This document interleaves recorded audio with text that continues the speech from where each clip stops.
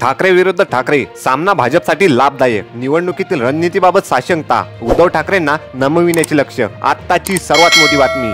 निवडणुकीच्या आखाड्यात शिवसेना पक्षप्रमुख उद्धव ठाकरे पक्षासमोर महाराष्ट्र नवनिर्माण सेनेची ताकद अगदीच नगण्य असली तरी राज ठाकरे यांना महायुतीसह घेऊन मुंबईत राज ठाकरे विरुद्ध ठाकरे अशी लढाई लढण्याचा भाजपचा प्रयत्न आहे.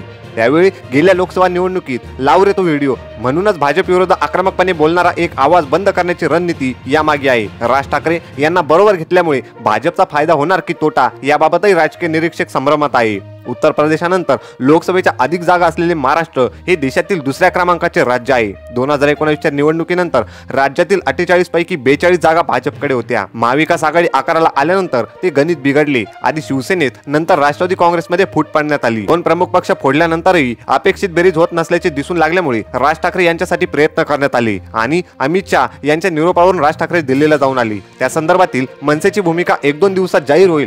लोकसभेची 1 किंवा 2 जागा मनसेला मिळण्याची शक्यता राजकीय वर्तुळात व्यक्त होत आहे. मनसे महायुतीत सहभागी होणे ही केवळ औपचारिकता असल्याचे मानले जाते. राज ठाकरे यांचा भाजपला प्रत्यक्षात किती उपयोग होईल यापेक्षा उद्धव ठाकरे यांच्या समोर उभा करण्यासाठी एक ठाकरे आपल्याकडे घेतला एवढा मर्यादितच त्याचा अर्थ आहे. राज ठाकरे यांना दिल्लीला आणून महाराष्ट्राचा बुलंद आवाज प्रतीक्षालयात बसविण्याचा आनंद भाजपच्या नेत्यांनी अनुभवला. तो वेगळाच. 40 आमदार फोडल्यानंतर आणि मुख्यमंत्री पद काढून घेतल्यानंतरही उद्धव ठाकरे आक्रमकपणे बोलत आहेत. भाजपला त्यांच्या निवडणुकीच्या मैदानात नमवायचे आहे. त्यासाठी राज ठाकरे यांची मदत होऊ शकेल. त्यासाठी मुंबईत ठाकरे विरुद्ध ठाकरे अशी लढाई उभी केली आहे. अशाच नवीन आणि ताज्या बातम्या बघण्यासाठी आपल्या चॅनलला सबस्क्राईब करायला विसरू नका.